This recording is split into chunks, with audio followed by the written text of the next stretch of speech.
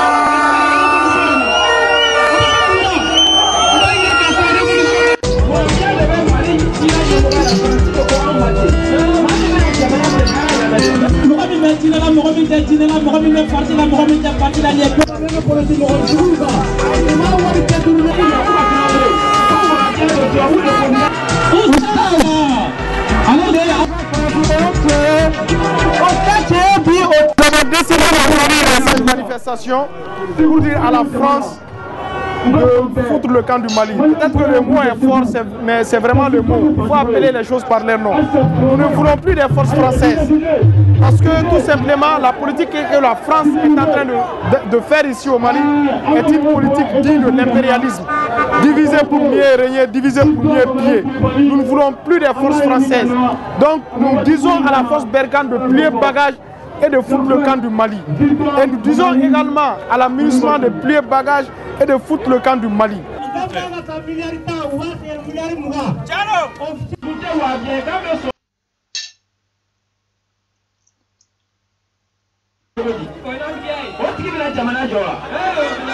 Nous avons eu à conclure aujourd'hui que les forces étrangères qui sont en République du Mali sont en complicité avec nos dirigeants, incapables de faire prévaloir la paix et la sécurité à travers l'affirmation de l'indépendance et de la souveraineté de notre pays. Nous sommes à la place au monument de l'indépendance. Mais l'indépendance est-elle une réalité aujourd'hui? Nous pensons que non. L'indépendance d'aujourd'hui, c'est le drapeau, c'est des représentants des intérêts français et étrangers dans notre pays qui assurent la décision de la destinée de notre pays, et cela est inacceptable. Notre pays, notre peuple. Parce que ce n'est pas la France qui va nous développer, ce n'est pas la France qui va nous assurer notre sécurité. La France est restée ici 65 ans. Nos parents se sont battus pour la mettre dehors. L'impérialisme français, il s'agit. Alors, aux complexés qui pensent qu'après la France est devenue, alors qu'ils rejoignent la France, nous allons construire un Mali d'indépendance et de souveraineté. Nous avons confiance en nous-mêmes.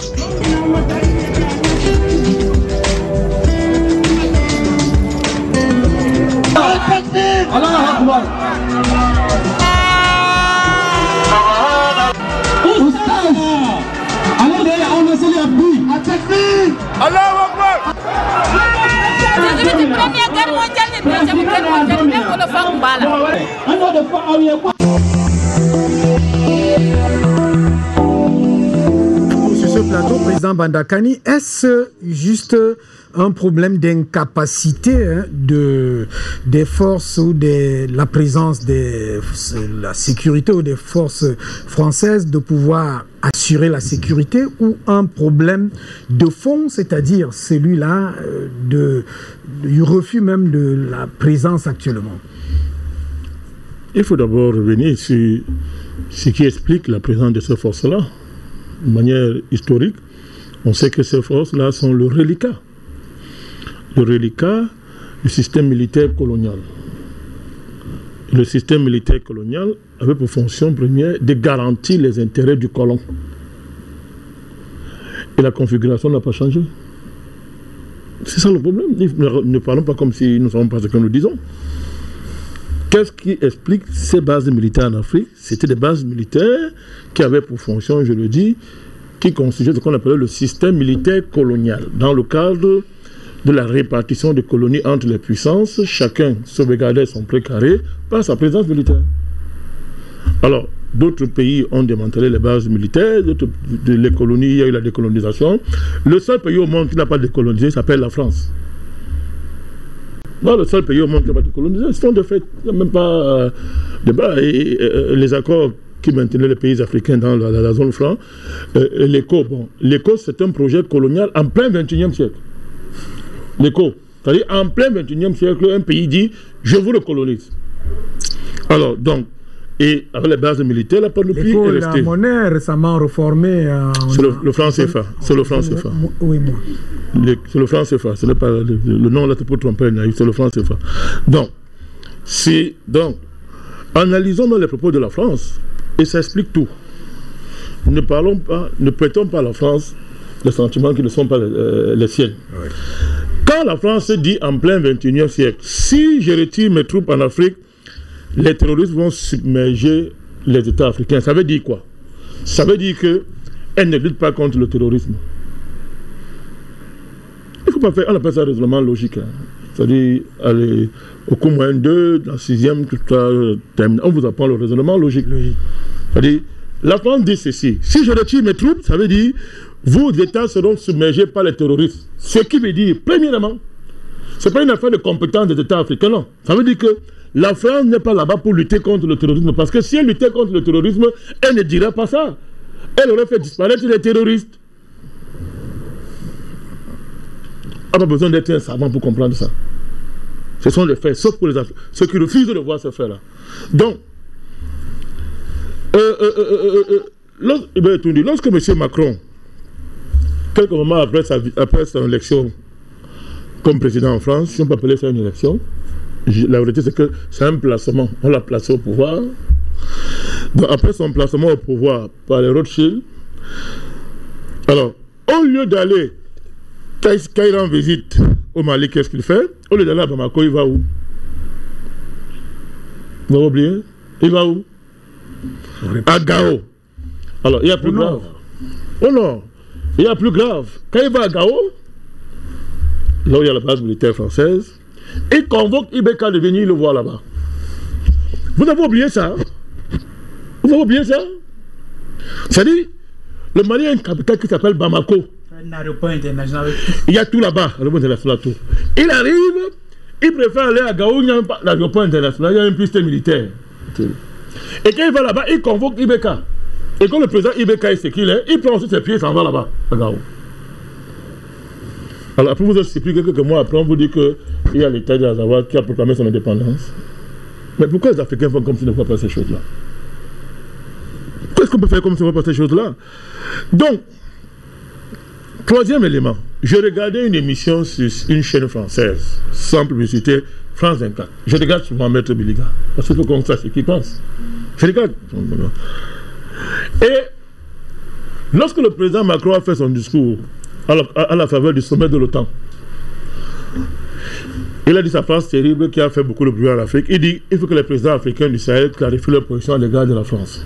Alors, on a France 24 a passé le temps à faire une succession d'émissions pour insulter les États africains, dire comment ces États sont de vauriens, ces États ne valent rien. Et on convoquait les généraux français, les autres stratégies français. Alors j'ai regardé une émission un soir. Et il y avait un jour stratège militaire français qui présentait sur France 24 des images qui situaient les terroristes dans le Sahel. Écoutez-moi bien. Le gars disait, voici les terroristes au Sahel. Ils sont ici. On montrait, hein. On montrait. Ils sont ici, ils sont ici, ils sont là-bas. Ils montraient.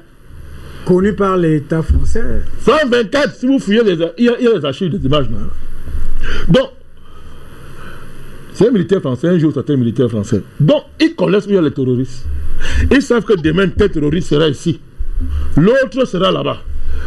Mais, mon cher Ribé Toundi, on nous a dit que le terrorisme est le fléau du XXe siècle. Depuis que l'URSS est tombé, on a dit que le danger mondial, c'est le terrorisme.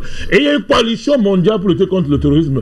Mais comment des Français, des militaires français, ils ont les images, ils savent que tel terroriste va aller à tel endroit demain, on ne les arrête pas? Vous pouvez me répondre? C'est vous qui répondez là. Non, je ne pas dire que je suis en train de faire l'analyse, non. Tout à fait. Bon, voilà. Vous me dire pourquoi tous ces gens qu'on connaît là, ils ne sont pas arrêtés. Alors, il y a une différence qu'il faut faire entre la lutte contre le terrorisme et la lutte contre les terroristes. C'est deux choses différentes. Il y a des pays qui luttent contre le terrorisme. La France lutte contre le terrorisme. Ne niez pas ça, c'est vrai. Mais la France ne lutte pas contre les terroristes. C'est deux choses différentes. Quand on lutte contre le terrorisme, ça veut dire qu'on transporte les terroristes. Maintenant, vous ne voulez plus accuser le président Bandakani et le Galvary de Babadé ici. Le président Déby l'a dit lors d'une interview. Le président Déby, c'est un chef d'État. Il sait de quoi il parle. Quand c'est Bandakani qui parle, Zavalès qui parle, Mel Biliga, on va dire que non, c'est ça. Il bavarde sur Afrique Média. Le président du Tchad, qui n'est pas n'importe qui, en ce qui concerne ce qu'on appelle la lutte contre le terrorisme dans le monde, il a dit, Mando Vision interview, il a même redit encore dans ce maudit journal qu'on appelle Jeune Afrique, il a dit que vous avez transporté les terroristes pour les amener chez nous le Sahel. Il sait de quoi il parle. Alors, donc, les gens qui luttent contre le terrorisme, ce sont les puissances qui transportent les terroristes de pays en pays pour les besoins de leur cause. Ils vont bombarder le désert qui est vide, ils vont faire des montages vidéo, télévision, ils font des démonstrations. Ils n'attrapent aucun terroriste. Aucun. Sauf quand celui-ci s'attaque à un militaire français ou parmi certains anciens djihadistes qui rentrent en France. On organise un attentat ou bien ce que vous voulez. Et ces gens-là, ils n'ont pas le droit au procès. Hein. On les abat directement. Ils ne parlent pas la personne. On les attrape, on les tue. Quand on les tue pas, on soutient leur assassinat aux soldats irakiens. Maintenant, les gens qui luttent contre le terrorisme, ils font comme M. Poutine. C'est-à-dire qu'ils ciblent les terroristes, ils les abattent. C'est-à-dire qu'ils traquent les terroristes, ils les traquent, ils les attrapent, ils les abattent. Mais pourquoi les gens viennent, ils sont ici, avant la base militaire, ils disent qu'ils luttent contre le terrorisme, ils n'arrêtent aucun terroriste. Ah, et c'est ce qui accroît le sentiment, les Maliens. Mais vous avez tout compris, on va pas à pas. Il y a 5 ans, 6 ans ici, que mes frères maliens m'excusent si je rappelle ça. C'est pas pour me moquer de leur situation extrêmement grave pour que je me moque d'eux. Nous avons fait un débat ici. Vous étiez là, il m'a répondu. Vous étiez ici. Sur la certaine Mali. Nous avons dit aux Maliens, lorsque M. Hollande est arrivé au Mali avec son long coup pour dire qu'il vient sauver le Mali, tout ça qu'on sort, nous avons dit ici que monsieur, ces gens-là vont mettre une base militaire là-bas et voir le projet qu'ils ont. Et il y a au moins eu 10 appels ici pour nous insulter. J'ai dit à mes frères maliens, vous verrez. Non seulement après il y a eu une base militaire, on a élargi Bakan, c'est un nom, là j'ai oublié, c'est pas Serval, c'est quoi? Serval. Voilà, c'est le Bakan. Il y a une base militaire française et Gao est devenu la capitale de la France au Mali. Gao. Vous comprenez?